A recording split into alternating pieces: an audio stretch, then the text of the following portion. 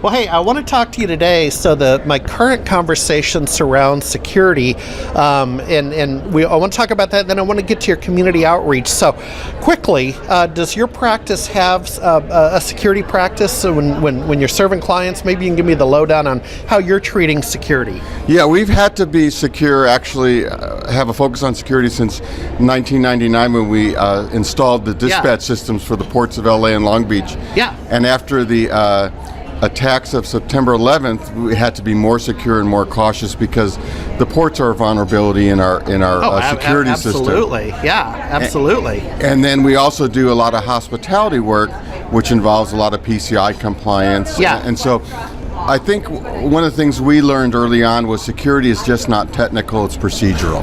Yeah, fair enough. Let's change the topic because you're big on community outreach. So tell us how you participate in the broader community. This isn't technology, this is Keith. So what do you do with your spare time? Well, what I really have a passion for is community service. Yeah. And it focuses more around people with special needs and also aged foster youth. So I have two different things I work on. I just termed out as chairman of the Inland Regional Center. Yep. I took that over after the terrorist attacks a few Decembers ago. Yep. And they're on a good footing and have a great board now. So now I'm working on some programs to get more people in the special needs community inclusive in the community at large, working in the community, living in the community, and also working on a lot of health and wellness programs for them. And then on the other hand, I'm on a board of a new company, a new corporate private not-for-profit called the Nehemiah Project LA. We are doing a 4-part miniseries that'll be on A&E. Oh, well, we'll to track that. Okay. Yeah, about aged foster youth, and it's the same thing. I came from a little bit of what some people think is an unsettled background. Yeah. And so I do believe that people need just a handout, help, and opportunity. And I think that opportunity, inclusion is our basic human rights, as well as dignity and respect.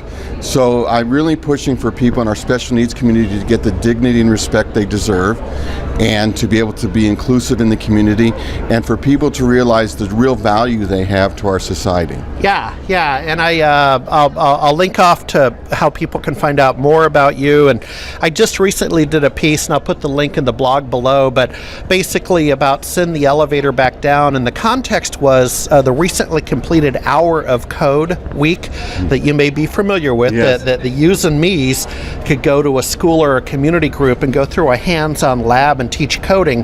The irony is I flunked out a C+ programming. Oh, right? wow. But these hands-on labs are bulletproof procedures, right? They're typically K through 8, but they can go up to 18 years old. But we're having the same conversation, right? To help out as you're able. Yeah, I think it's important. And I think, one of the byproducts is as you get more involved in your community, and I'm also on the Board of Ethics and 5 SELPAs for school districts, and so on.